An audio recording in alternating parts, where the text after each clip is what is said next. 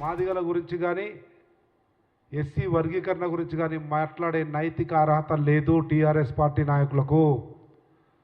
10 సంవత్సరాల అధికారంలో ఉండి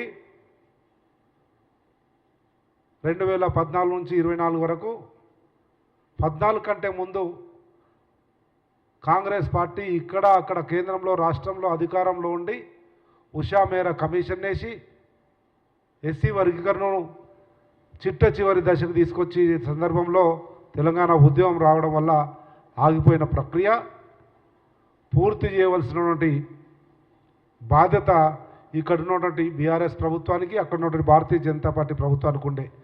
కానీ 10 సంవత్సరాలు అక్కడ వాళ్ళు కానీ ఇక్కడ వీళ్ళు కానీ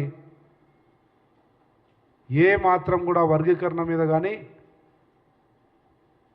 మాలా మాదిగల అసమానత మీద కానీ రాజ్యాంగబద్ధ హక్కుల మీద కానీ దృష్టి సారించకుండా ఈరోజు ఈ పోటుగాళ్ళట సుపనాథులు మా వర్గానికి న్యాయం చేస్తారట.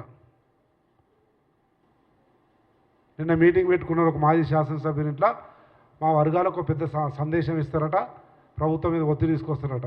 కొద్దిగా బుద్ధి ఉండాలి, ఆలోచన చేసుకోవాలి, ఆత్మవిమర్శ చేసుకోవాలి. అదే 10 సంవత్సరాలు అధికారంలో ఉన్నప్పుడు నేనే శాసనసభలో ఈ అంశం మీద అఖిలపక్షాన్ని ఢిల్లీకి తీసుకుపోవాలి కదా, కేంద్రం మీద ఒత్తిడి తీసుకోవాలి కదా, ఉషా మేరా కమిషన్ రిపోర్టును క్యాబినెట్లో ఆమోదపరిచే విధంగా రాష్ట్రం తరఫున ఒక డెలిగేషన్ పోదామంటే శాసనసభలో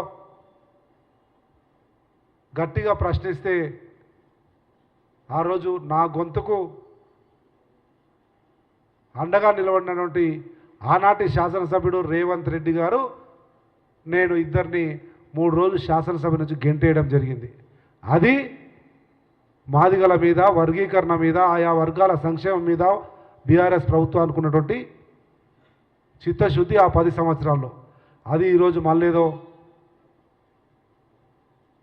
దులుపుకొని సుపనాతుల్లోకి వచ్చి మాట్లాడితే పద్ధతి కాదు. కొద్దిగానే ఇంకిత జ్ఞానం ఉండాలని తెలియజేస్తాను.